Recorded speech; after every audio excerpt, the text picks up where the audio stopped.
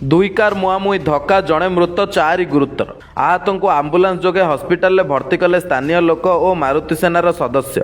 जातीय राजपथ 53 नंबर कामाख्यानगर थाना अंतर्गत शिबुलापसी ओभरब्रिज निकट में मर्मन्तुत सड़क दुर्घटना। गंदिया ब्लॉक कालुरिया अंचल विपिन बेहेरा घटनास्थल मृत। अन्य 4 जन प्रथमे कामाख्यानगर उपखंड चिकित्सालय और परे तांको अवस्था अत्यधिक संकटापन्न हेबारु ढेंकानाल जिला मुख्य चिकित्सालय को स्थानांतरित करा जायछि।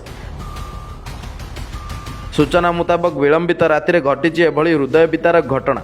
उभय कार तीव्रता एते थिला जे कार थिबा लोक माने छिटिकरी पड़ितिले। घटनास्थल स्थानीय लोक और किछि मारुति सेनार स्थानीय सदस्य सहायता आंबुलांस जोगे गुरुतर को हस्पिटाल भर्ती करा जायछि। जातीय राजपथ 53 नंबर में बारंबार एभली भयानक दुर्घटना घटुथिबारु गभीर चिंता प्रकाश करिसेंति मारुति सेना और जातीय राजपथर अत्यधिक दुर्घटना स्थली गुड़ी चिन्हट कर सतर्कता बोर्ड लगाइबाकु संपृक्त थाना को अनुरोध करिसेंति। संगठन मारुति सेनार ढेंकानाल जिला सभापति विकास चंद्र बेहेरा। ढेंकानाल स्वतंत्र प्रतिनिधि निरुपमा पात्रंग रिपोर्ट संस्कार ओडिशा लाइव।